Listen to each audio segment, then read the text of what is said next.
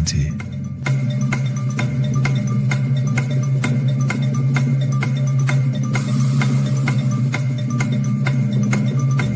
10.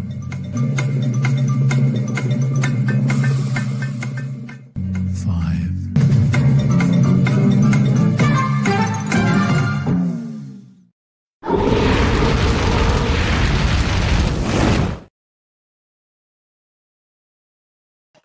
Hello, everyone. Welcome to this live stream on an English View on Porto. We have another preview to go through in the Club World Cup. This time we're all looking over Inter Miami versus Porto. And joining me to look ahead and reflect on the past game is our good man, Rui dos Santos, who will be in Atlanta for all this game. Welcome on. What are your initial thoughts? Thanks for having me back on again. And now will be. I already am in Atlanta. It's vacation mode. Super excited for the game tomorrow. And believe it or not, it's my first Porto game that I'm ever going to watch on a competitive level. I've seen some friendly matches in the past, but this is like the first actual competitive game that I'm going to watch for Porto. I haven't stepped foot in the Dragão yet, but that's soon. That's soon to happen one of these days, hopefully. And super ecstatic for tomorrow. And I'm feeling pretty good. I'm feeling pretty good about the game tomorrow. I think we have a pretty good shot taking 3 points. Yeah, I'm thinking pretty much the same on Porto's chances, but we will dive well into that in the stream. So let's get started on the Porto side of things. We'll reflect on the past game. Roy, how do you feel that Palmeiras game and performance went for Porto? I think it went exactly how we talked about it in the last episode. It's we kind of had these conversations with was it Chris again from the Chris Palmeiras and yes, Chris and George. and George as well. But it was kind of like a mystery. Are we going to? Is Palmeiras going to let us have the possession control of the game early on, and then they're going to build strategically from there and whatnot? I thought in the first half we had some pretty good opportunities. We were playing some good football, and it's one of the things that we struggled this past year. It's not being as clinical, and I think especially early on in the season, we really relied on individual brilliance from Samu to kind of like get some goals, to get the ball behind the net, and we were getting forward. We were creating opportunities. We had some good shots, but we weren't really able to capitalize. But the second half, things really changed, and it seemed like we were playing for the draw. And it was like a very disappointing thing because I was hoping that we would continue to go pedal to the metal, bring it to Palmeiras. But Palmeiras, in my opinion, had the better second half, and it was a fair result for both sides, but it could have went either way. But I'm pretty happy that I'm happy that we didn't lose the game, but I feel like that we could have capitalized early on and then really put the pressure onto Palmeiras. Indeed. Definitely a close first half in terms of chances at both ends. I thought we saw some or more do well, and we saw some quite a few waves of good chances from Porto in the first half. Yeah, for sure. And thought that could have easily taken the lead. And then the Palmeiras themselves had some good chances. And one other thing that did strike me is that based on the performance we saw from Ramos, that made me think we can rely on him if he's needed. Yeah. Made some very good saves. That double save in the first half. Triple save. It was an incredible moment right there for him, and it showed that he could fill the shoes. I definitely want Hugo Costa in net for sure, but having a guy like um, Ramos in net, he's a great backup for sure. Sorry, I didn't mean to cut you off on that one. Yeah, though it definitely could have gone either way, and Palmeiras did deserve at least a draw from that. And as you mentioned, they had the better of the second half. Yeah, Though I would say most of our close chances, whilst they didn't test the keeper too much, we certainly were like close off the target yeah, misses. Um, Now we did discuss the lineup beforehand, and it ended up being this lineup of five defenders, one central defensive midfielder, and four or more attacking minded midfielders, which I think it wasn't a particularly good balance to start with, because in the first half you saw that Palmeiras were making some dangerous direct passes forward, yeah, and generally I thought Alan Varela is good when it came to intercepting passes, but not having Eustachio or another more box to box or naturally minded central defensive midfielder there, it made it very difficult for him. And I thought collectively defensively, Porto were very good, but I think that was also despite of Zepedro's presence rather than because of him. Because we saw first half he did make some clearances, but then they would just go straight back to Almeiras. It was also in the second half where he got eaten too many times, struggled to get the ball off Almeiras' attacking players. Marcano did a decent job. Martin Fernandez starting in that position was a bit of a surprise, but I thought for the most part he did all right. But I think certainly we'll need to probably start Eustachio alongside Barella yeah, for this next game. But I thought first half was good. Second half, we did ride our luck a bit. But that being said, I'll take a draw if it eventually takes us to that at top spot. Any other thoughts, Roy? yeah. I think you're absolutely right. I think a draw here isn't bad. I think it's a good result because given all the issues that Porto's has had this entire past season, all the drama, everything in the background as well. And Palmeiras are a really rounded group. They're a team with chemistry, experience.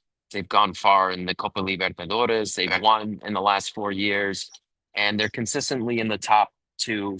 I think in the last 5 years, they finished once in the third position in the Brasileirão, and then it's always top two for them. If they don't win the league, they finish second, which is okay because they can qualify for the Copa Libertadores. And they're one of the favorites too for this season in the Copa Libertadores. So they're a good team. I think on paper Porto should win, but then again, Porto has its issues, and Palmeiras are a much more well-rounded team. So I'm okay with the result and a draw, but I think the next two games going forward, we have to get the 3 points in all of them and try to finish in the top of the group. And hopefully Palmeiras drop some points as well so we can finish at the top. But when you were talking about Alan Varela, I totally agree, man. I think he seemed like a lone star out there in like in the midfield because I guess it like depends on how you look at it. we started off with a center three with Zé Pedro Marcano and Martins Fernandes, but it also kind of switched to a back four as you watch the game go along. And you saw João Mario, who's typically a right back, he was a little bit more up front, trying to join the attack. But like Alan Varela was all alone by himself in the midfield basically. And I think you're absolutely right. I think Eustáquio uh, would be a pretty good option for this game because you want to dominate that midfield, especially against a team like Inter Miami, who has, they have these experienced players. Um, they don't have the best team in the MLS, in my opinion, but they do have that experience, with guys like Luis Suarez, Lionel Messi, Sergio Busquets. Um, so you kind of want to control the tempo in this game, and I think adding Steven Eustáquio, that's that extra muscle, the extra, the to add to like that duo in the midfield alongside Varela. We saw last year that uh, even the year prior that they had some sort of chemistry going. They had a chemistry together. So I think Anselmi should go with Eustáquio in this game and just kind of beef up that midfield and see what Porto can work from with those two in the midfield, and then leave the attackers as is that we had in the last game. I think having Gabri Vega behind those two will, I think he can feed off of them. Indeed. And that does lead us nicely on to the Inter Miami talk, and they themselves were susceptible to counterattacks, and certainly having Eustáquio and Varela there can make it easier for Porto to do so. Not that I would suggest that we sit back and hit Miami on the out onto for the most part, but exploiting that vulnerabilities would be easier with a two-man midfield. But onto Inter Miami, they opened the tournament with a game against Al Ahly, the champions of Egypt and the biggest club in Africa. They played the game with 3 out of their main defense missing. We saw their goalkeeper get a man of the match performance. Generally, I thought Al Ahly were generally the better side, at least for like the first 70 minutes. One of the big issues was goal scoring. Al Ahly just could not take their chance, especially in the first half, where they had 2 attempts in very easy attempts in open play that they should have scored. Certainly very easy. They certainly made the chance easy for the goalkeeper to save, and they all even had a penalty that they couldn't convert. And sort of late on into Miami were getting more luck into the game. They were testing Mohamed Al-Shanawi more, who did have a very good performance too. And then they put some. They were pressuring Al Ahly towards the end, and Al-Shanawi prevented what could have been a wonder goal from Lionel Messi right at the end. So, Roy, what did you think of Inter Miami in this game, and what have you thought about, and what do you think about Inter Miami in general? I think it was a bit disappointing on their half. I think Inter Miami, regardless how old they are, having Luis Suarez and Lionel Messi, Sergio Busquets kind of like anchoring that midfield, you kind of expected that Inter Miami would walk away with 3 points. And, as you mentioned, Lionel Messi had an opportunity to put Inter Miami up ahead, but the goalkeeper made a save. It's a bit disappointing on their end, but, going into this game, given that Porto's defense has been their Achilles heel among the other problems that Porto have had this past season, they can't let Messi any sort of room to do the magic that he does. Luis Suarez being as experienced as he is, those guys, once you give them that opportunity, it's lethal. They may be up in age, they may be up out of their primes and whatnot, but they have that experience and they understand. They've been in these situations so many times in their careers, and they've always come out on top. And it's unfortunate for them to not really walk away with 3 points despite not playing the best game. And it's hard to say. It's hard to see them do that once again. So Porto, in my opinion, I think they have to come out strong. They have to come out on the attack. They have to be aggressive. They have to press, and they need to get a goal in the first half for sure, and apply that pressure to Inter Miami to force Messi and Suarez to get involved and get some opportunities. If it's scoreless going into halftime, it gives Inter Miami, that option. Like, let's go out and absolutely sling it. Let's take it to them. And if Porto aren't able to respond for that sort of attack, it's going to be a problem. So I think it's going to be very important that Porto come out strong, try to get a goal in the first half, and put the pressure on them instead of the other way around. Because I feel like if we don't get a goal or have a lead in going into the second half, I think the pressure kind of just shifts onto us. It's that experience from those type of players that are super, super worrisome, because they can go 89 minutes without doing anything an entire game. Players like Suarez and Messi, but it takes that 1 minute, that one touch, that one play where they can flip the game completely in the other direction. So I think it's super important that we come out strong and try to get a goal early on and put the pressure on them. And last time we did talk about what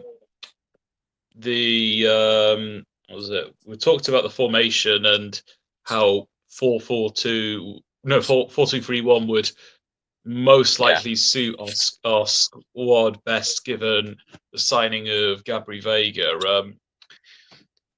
If Anselmi doesn't adapt or just stick with the players that he went with in the last game, what do you think could be the consequences? I'm sorry, say that again. I couldn't hear you too well. So if Anselmi doesn't make the right changes, like he sticks to the formation or sticks with the same players, what do you think the consequences could be from what Inter Miami could do to us? Yeah, if he sticks with the same players, I think it's going to give the same luxury of Lionel Messi just roaming around that midfield behind Luis Suarez. When those two get into a groove, it's going to be deadly. And I don't know if Porto's defense can really hold to that task. And I think this is where, you made a great point about possibly introducing Steven Eustáquio into the midfield to bring that, somewhat Tasmanian devil, because we know that Eustáquio likes to cover a lot of ground, and he can be that midfield that is somewhat box to box, and then just leave Alan Varela just a little bit back more, covering some ground, reading the game. And when we do have the ball from our final third, Alan Varela can distribute.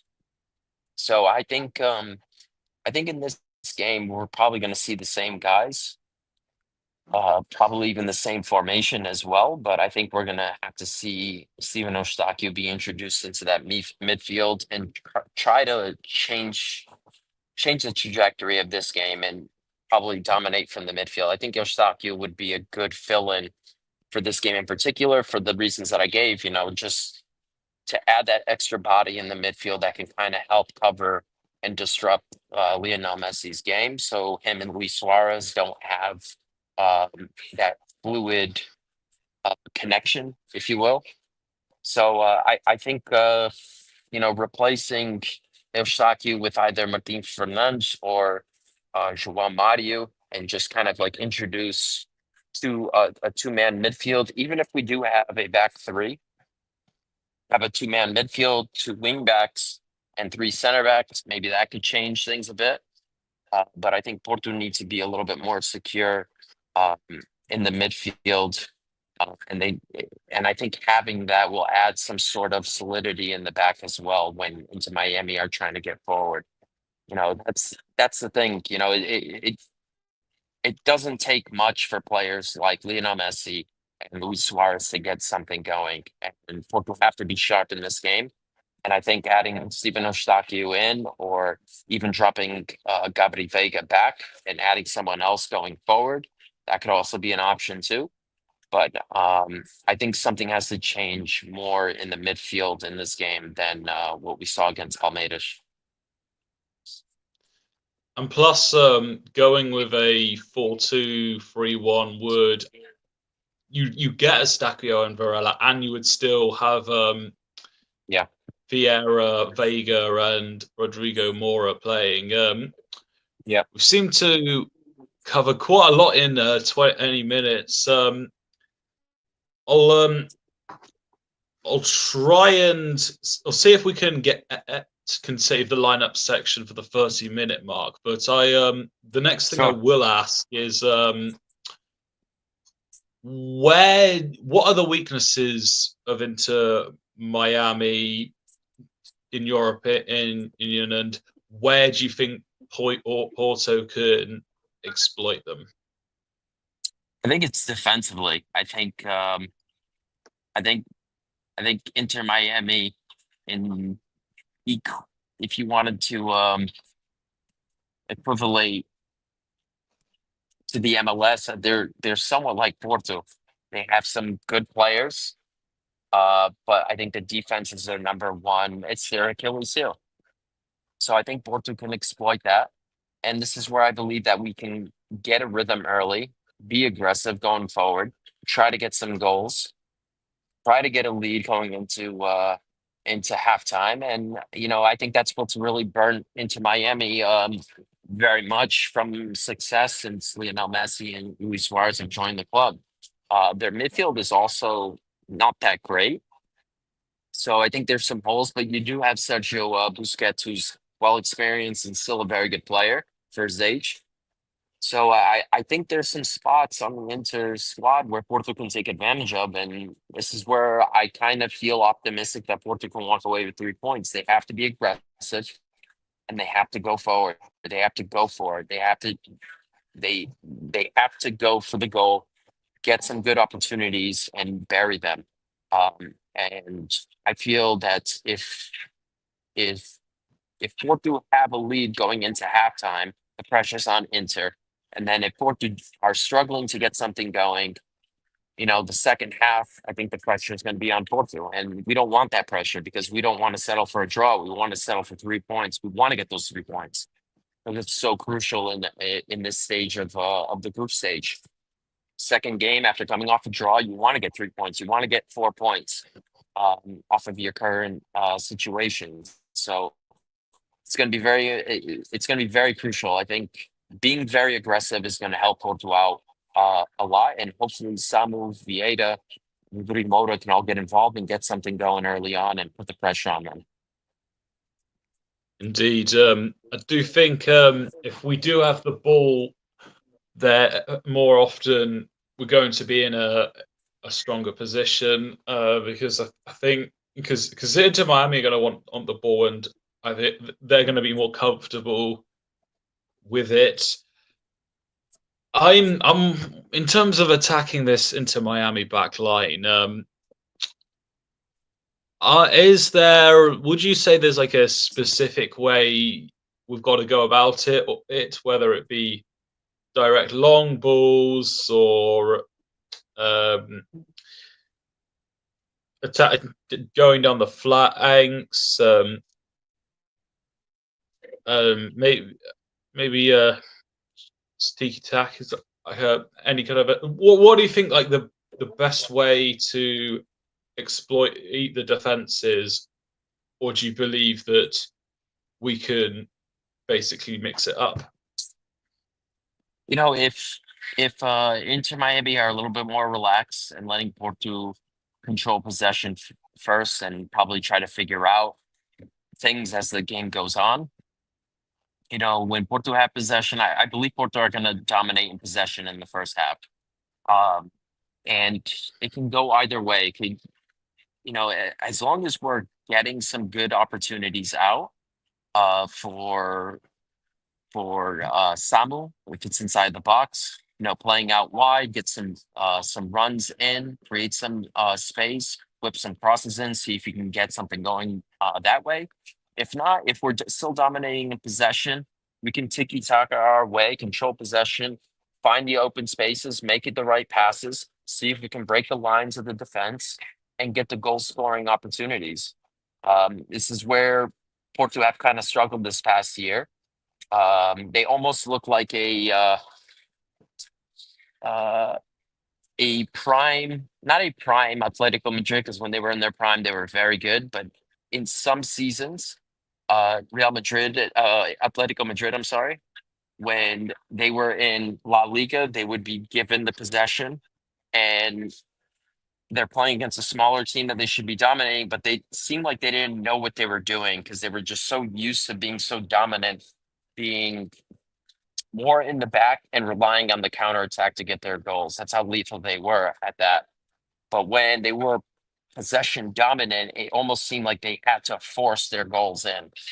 And Porto, in some regards, are very much like that, and especially with this team. So Porto have to get something going. If they're dominating around possession, either way can work. If they're making short passes to create and open some spaces to get some goal opportunities, that can work. If they have to go out wide, whip some crosses in to see if Samu can get on the back end of it, that'll be great too. Um, but they have to be more clinical on top of it because they do get some opportunities where they can score and they don't. And that's what separates Porto from, Sporting and Benfica from the last couple of years. They could get the same exact looks, but the other two teams are actually capitalizing on those moments, and we're not. And this is where we're constantly fighting for results, trying to just, squeeze in 3 points. And at times we just drop points. So it's going to be very crucial to be very clinical. And we also have to be patient at the same time, not force um, every cross in or every pass in. Be patient, try to break down the defense, and look for that prime opportunity to get at goal and get a ball in the back of the net. Yeah, indeed. This is definitely going to be a game where this would very much suit Samu, and I hope Martin Anselmi recognizes it because he'll be a physical presence, and this might be the best chance in the competition for him to get goals. Considering Inter Miami's defense and the fact that Al Ali are going to be defensively disciplined in the game after, plus they have a very good goalkeeper, and also the fact that once we get into the knockouts, we'll face the harder opponents. So, and then this is also a good chance for Mora to shine. Another player, Gabri Vega. We didn't get to see much of him in terms of attacking opportunities. What did you think of him in the previous game, and what does he need to do should he play in the game against Inter Miami? Now, to be fair, I think he was thrown into the lineup because he is very talented. And, when he is familiar with the group around him, familiar with the system, familiar with everything else Porto related, um, he's going to be thrown in the starting lineup regardless. But, given it's first game, we just signed him a couple of weeks ago. He hasn't had a lot of time to really sink in with the system. It's kind of a it's kind of expected for him to not have a dominant performance. It's a huge shift from coming from the Middle East and into a different team like Porto. and among all the struggles that they have around it, so it's going to take some time for him to gel in. I thought he did okay. We didn't see too much of him attacking wise, but I think with time he's going to be just fine, and I wouldn't be surprised if he's added, if he's still going to start this game as well. So I think he's very talented, and I'm really hopeful for him for this season and everything. But I think this tournament he could have a good tournament. So we'll have to see. Yeah, I'm just having a look on whether Diogo Costa is going to be returning. I don't know if you've heard any news on that or. Yeah, it was funny because we talked about it when we did the review, and they didn't come up with a definite answer that he was going to be out or not. We talked about that he picked up an injury, it was like a muscular injury. So I think this is going to be the same. I think it's going to be the same situation here. I think we're going to get a game time decision. A couple hours before game time, we're going to know if he's going to be playing or not. But given how Ramos played, it was like having Diogo Costa back there. He made some great saves, kept the clean sheet, keeping the game tied when it was very important. And that's what you expect. That's what you expect from a backup goalkeeper when something happens like this, an injury, and he's thrown out to the wolves basically, and he stepped up big time. And for, those saves that he made, it was crucial for Porto to hang on and get that 1 point. Geez, any other thoughts before we go into the lineups? No, I think we pretty much covered a lot of stuff here. There's not much that I would change so far, with the lineups and everything. I do have some opinions on the approach. I think we need to be very aggressive. I thought we were pretty aggressive against Palmeiras too, but it was unfortunate that we couldn't, really get a goal in and put the pressure on Palmeiras. But the quality needs to be there. I think Porto needs to be better. We can't just rely on Rodrigo Moura with his magic and then uh, constantly for a good portion of the season last year, we relied on Samu to do like his magic, being super prolific on just a couple of opportunities per game. We have to get him more opportunities so he has room to make mistakes or not capitalize on some goals. We have to feed him the ball more, get him more open looks so he can get into the back of the net. It's at times, good strikers, great strikers, they can make the most out of very little, but you can only take that for so far. So you have to keep getting him looks, you have to keep getting him some opportunities, and eventually the goals will come. But the success rate is very, very, very, very small in football. So the more looks that you give your striker, the higher chance that you have for goals. So that's very important. Yeah, very true. I was looking on the website I usually use when I'm checking for injuries and suspensions for Porto players.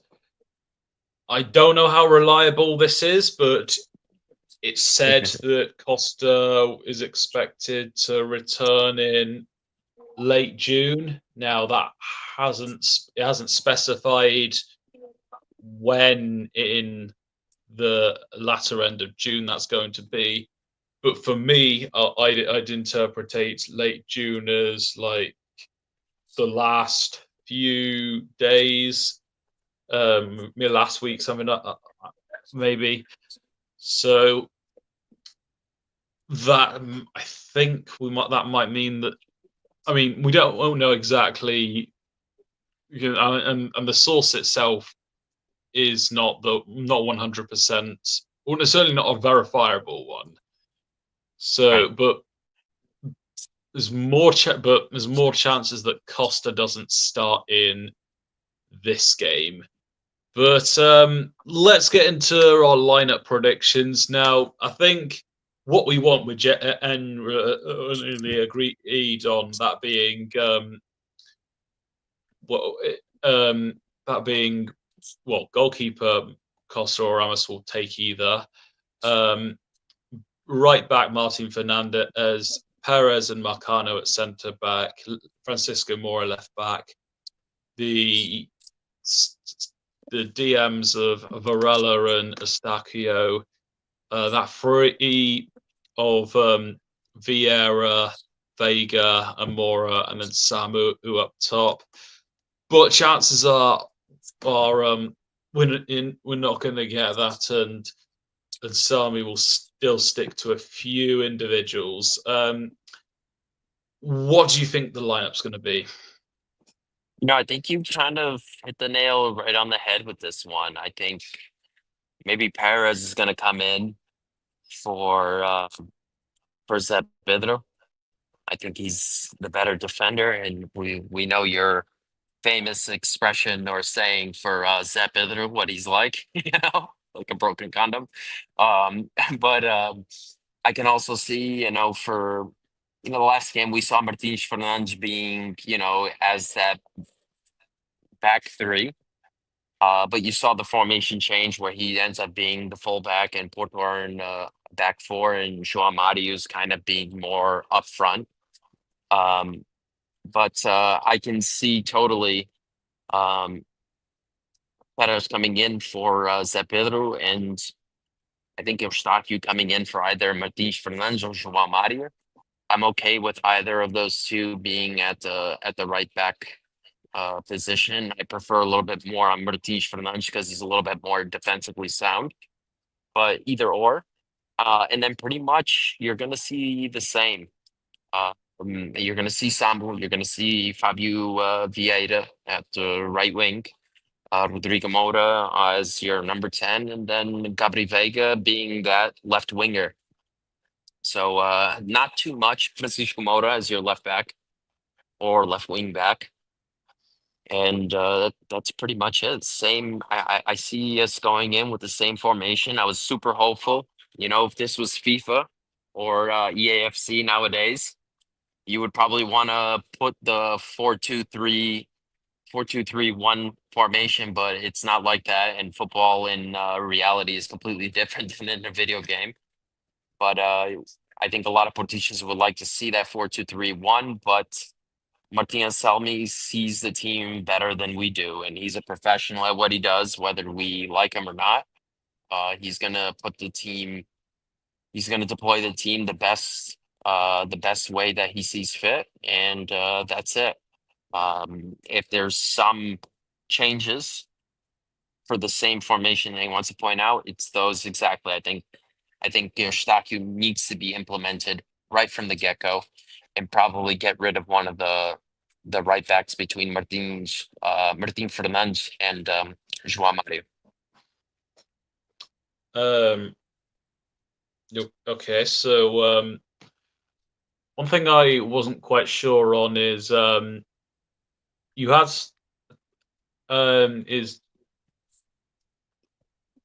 you'd have like Marcano and Perez. You think Marcano and Perez will be in there, and they'll Yes. deploy to sometimes four at the back, sometimes three in the back, depending on whether they have possession or not. Yeah, and the other thing too, we saw quite a bit last season that Steven Eustáquio played as that third center back, more that I don't know how to say it in like English or Portuguese. It's an Italian word. It's a regista.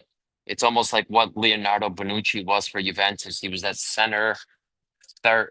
He was that center of the three backs, where he was more of the ball playing center back. We could see that being introduced, and then as the game being, pushed along, you'll start seeing a formation change where Steven Eustáquio will slide up a little bit more into the defensive midfield position, or to kind of solidify into a back four with their right back, whoever it is, and then you have Perez, Marcano, and Mora on the left side. So I think we'll see like a little bit of changes that way if Steven Eustáquio is put into the game. So you'll see a shift, because we've seen so many times last year that Steven Eustáquio was a third center back. Well, when arguably when a centre back was the main role for Eustáquio, that was arguably Anselmi's worst period. Yeah, But I mean, not so much against Sporting CP when like the centre back role was more of a secondary thing for Eustáquio to do. Although to be fair, I think he was then subbed to there. yep. But in April, when Eustáquio was in that central of center of the back three, that was the like Anselmi's worst period. But as for what I think will happen, Ramos probably will be in goal, depending on unless they think Costa can make it. But If I could add really quickly, I think if they're yep, talking about Costa being implemented later on until June, we're not going to see him in the group stage. And I think if we get into the knockout stages where Porto are in and they really need to be sharp, I think that's when they'll put him in. But if he has that expected date for late June, I think Porto can probably squeeze him in for the round of 16 or the first playoff bracket game. But I think if that's the news that's being given to us, I don't think we're going to see too much of him in the group stages. you could say the Al Ali game is in late June, so there is a chance he could come back for that if it is late June. But Yeah, Ramos will probably start in this game. I think so too. You do bring up an interesting point about the third about having a fullback in that back three, and that's why initially I was thinking Marcin Fernandes won't play, but now I'm wondering he could play if Ansami wants to have a temporary back four in certain periods. Normally I go from right to left, but because it'll be easier to identify centre backs the opposite way, I'm going to go from left to right. I think Mark Acano will start. I think Perez will start. And then I would have guessed Pedro would also start. But the way Fernandes was used, that there is an argument. I think we can be sure that Marcado is the most likely to start. I think he's probably going to go with the three centre backs, with Pedro being that third one. Hopefully, it is say Fernandes like he did last time, but Pedro will probably still find a way to stay in the lineup somehow. And I think what this will also mean is he'll allow the wing backs to be further forward. So I think Jean Mario will start, which I think it'll suit his game. I think Varela will start. I think Eustáquio will come back in, and him and Varela will provide some solidity in the midfield. Francisco Moura is going to start, and then there's a bit of a dilemma between Vieira and Vega. I think he's going to give Vega another shot, and Rodrigo Moura on that other side, and Samu up front. Yep. But I can definitely see a way that Vieira and Martin Fernandes get in, and the way you did mention that he'll put in somebody of a different position in that centre back does make me think that we could see Pedro dropped. Yeah.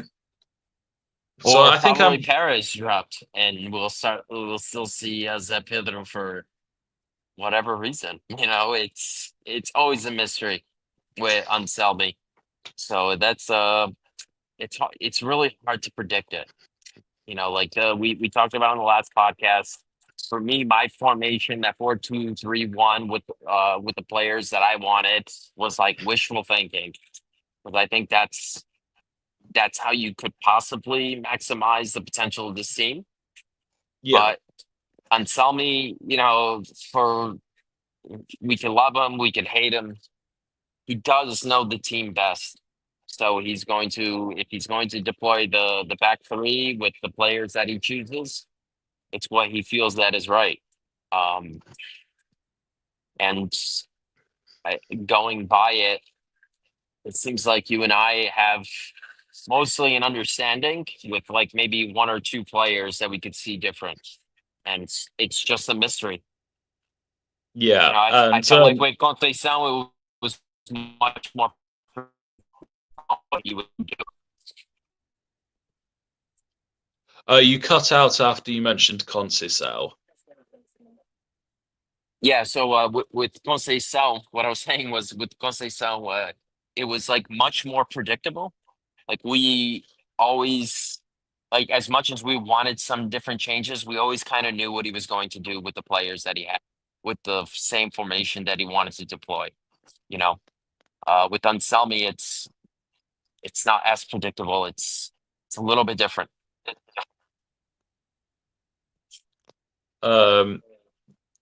Yeah. So yeah.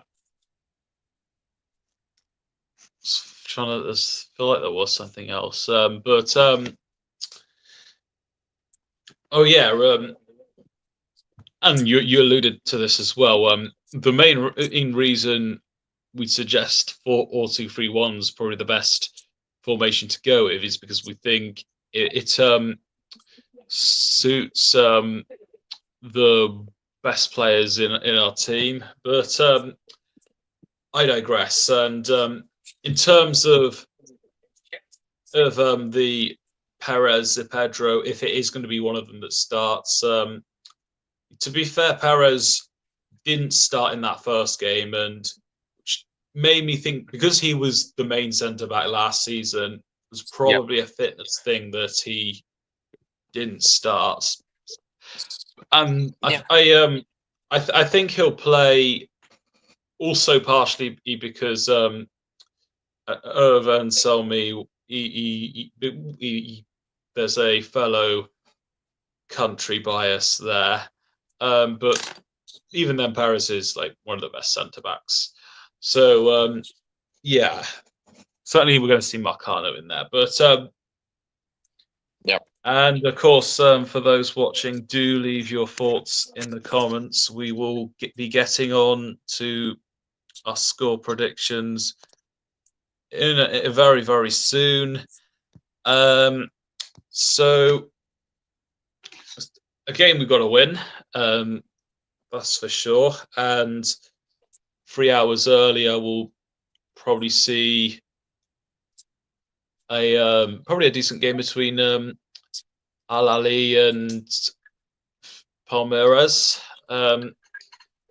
As a matter of fact, for this game, I'll be ditching a work evening out to do a watch along for this game. I'll finish work about 5:15. Then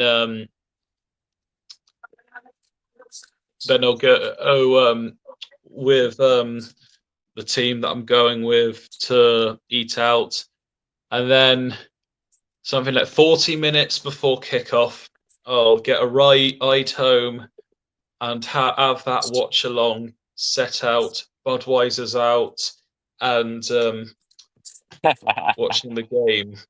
and You got to get some super box. um, I there's there's I would be cutting it fine if I do this. That I know there's at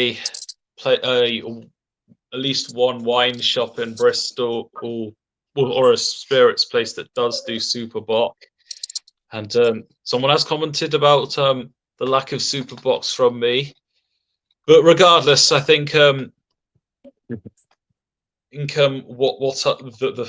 thing I've got going is it will still be not the same as your experience out to Atlanta. So on to score predictions. I'll let you go first on this one. Listen, I think with all the question marks, with all everything, what it's been like to be a Portish for the last 365 days, I guess. Um, I think we're gonna come out on top on this one. I think we're gonna get some goals, feeling confident. It won't be pretty probably, but we're gonna get the job done, and I think we're gonna win this one 3-1. Um, I think we're gonna come out strong. I think we're gonna get a goal or two going into halftime. Maybe let up one, but we'll get a consolation goal to kind of, give that cushion for our undisciplined and unpredictable team. Because you never know what we can do. We could be playing well and just like let up the most bullshit goal you've ever seen. So I think Porto are going to come out on top. We're going to come out strong. We're going to get the goals early on, and we're going to win 3-1. Yeah, I've got a win as well. I think this is definitely going to be a result we're going to take. Part of the reason Inter Miami were able to hold on against Al Ahly for large parts of the game was because of Al Ahly's poor finishing, and I expect that we're going to be better at that. I still expect a goalkeeper, I forgot his name, to make some saves. And I would say, I'm going to say, my initial thoughts was 2-1, but most people, but as well as you, I've seen two others who aren't Porto fans predict 3-1. So maybe I should probably change to 3-1. But like I Two. understand where you're coming from, like with like 2-1, 3-1. Thank you. Um, it, it's not Probably like depends yeah. on how good I the think goalkeeper is. yeah, but like a lot of like the Inter Miami fans are like people that maybe aren't too familiar with the Portuguese league. They see Porto as like okay, like we've always seen this team in the round of 16 in the Champions League. Like they're always there. So like their experience, their polish, but like this is a completely different Porto side. It's not the same that we've seen even the years where we didn't win the league. Like we always put up a fight in Europe, but we didn't do that last year. We were not able to be seen in the league. We didn't, win the Taça, and we were pretty much irrelevant in the Europa League. This is not even the Champions League that we're talking about. So I can see like where like, you know, neutral fans or Inter Miami fans saying like, yeah, we're going to win 3-1, but it's also this could be a game where we are just fighting tooth and nail and just trying to squeeze out a victory here. So it can go any way, but like I'm feeling going into this game that we can get a 3-1 win. I'm feeling good about it. Is it going to happen? I don't know. It's typical Porto from this past year. It's a different team. It's not the same. It's not the same Porto team that we've seen over the years for sure. Inter Miami certainly have the defense to leak this many goals. Yeah, exactly. Yeah, That's I what I'm suppose saying. Get aggressive. Get aggressive. Get to the goal. Force something in. Doesn't have to be pretty, but like we have to get goals. That's the key thing. We have to get goals early on. And this would help our goal difference if Palmeiras were also to win both of their games. Right. So, yeah, I think that's just about say 3-1. And one thing we did forget to do is predict Inter Miami's lineup. Do you expect any changes from that last game? Be honest, I don't know. Jordi Alba didn't play, and he No, hasn't he played. didn't. So, and his contract's only up until the end of 2025. So it's basically the end of the MLS season. So I don't know if it was an injury thing or anything, but I hope he doesn't play. Again, much like him, Busquets, Messi, Luis Suarez, they're not what they used to be. But like in tournaments like this, sometimes it's having that experience that makes the difference. Jordi Alba doesn't need to be Jordi Alba of 2016 or 2017 um, to make a difference. Just having that experience, being around for a long time, understanding the situation, the big games, knowing that you need to come away with 3 points, those type of players always make a difference. Doesn't matter how old they are, they know they have that familiarity. So hopefully he's not introduced back into the lineup. I don't know if he's injured or whatever, but um, you know, with the other guys, I'm assuming that Inter Miami's going to line up the same way because I think that's how they lined up. They lined up their best lineup against Al Ali, and I think we're going to see a little bit more of the same. I think the only change could be Jordi Alba if he's healthy or available or whatever the situation is with him. So I think we're going to see more of the same from them. Yeah, that's probably what I'm thinking as well. There might be changes in defense if any of their first choice defenders are back, but aside from that, they're going to start the same goalkeeper after a man of the match performance, and of course Yeah, their best absolutely. attack in the field. Um, but any final thoughts from you? Forza Porto, as always. That's my Yeah, final thoughts. I'm feeling pretty good about this game. I'm actually going to this game. Maybe it's me just like having the I guess the adrenaline and the excitement of going to my first Porto game, and Porto are the favorites regardless. And I think I think we can get the job done. So I'm going in with high confidence, and I think we're gonna get the 3 points. Ugly or pretty, um, we're gonna get it. yeah, I think so. Oh, as well. Where can the people find you, and will you be posting pictures whilst you're at the game?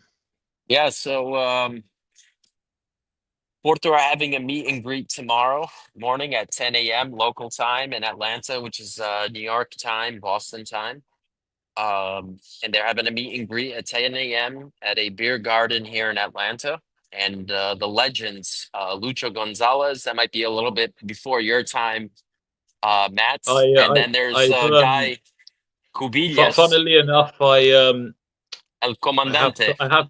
I've played as Lucho Gonzalez on FIFA 14, so I've got some rough familiarity. Kind of when Great player for us.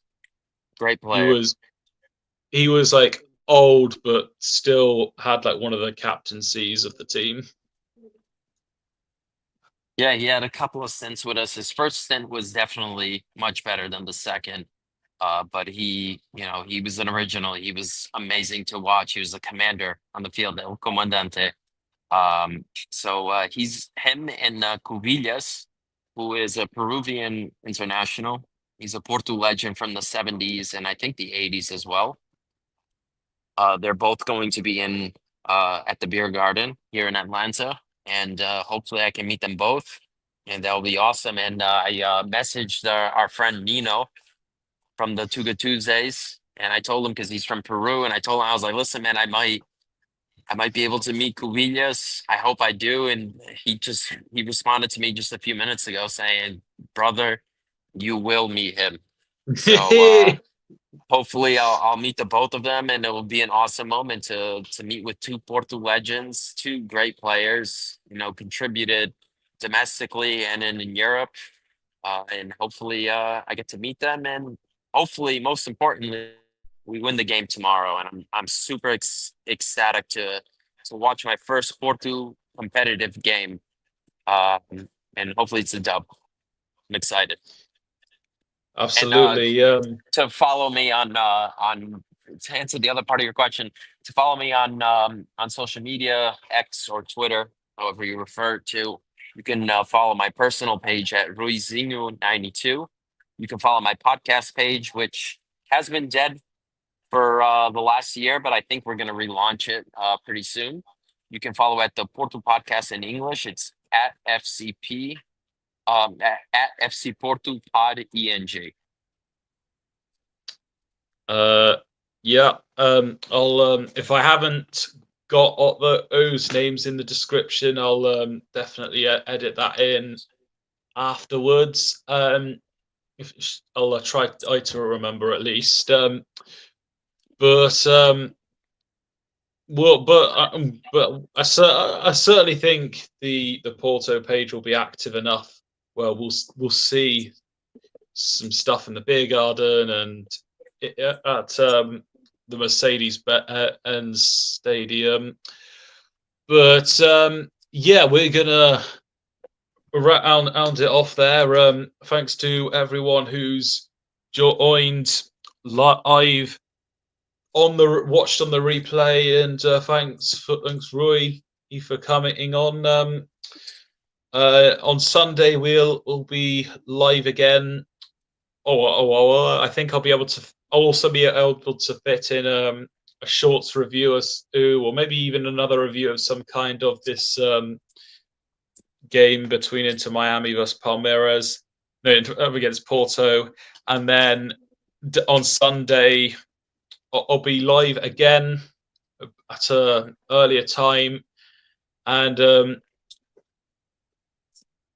Jorge is going to come back on, and we'll have an Al-Ali guest on as well. So tune in for that. Rui isn't expected to join, but if by chance he can make it, he's always welcome on. So that's what to expect tomorrow, and then again on Sunday. But yeah, we're going to close it off there. Thanks for everyone for their contributions. All interaction is very much appreciated. Hope the game goes well, and hope you, me, and the viewers can enjoy it very much. And yeah, hopefully we finally get that win, which will later get us top of the group.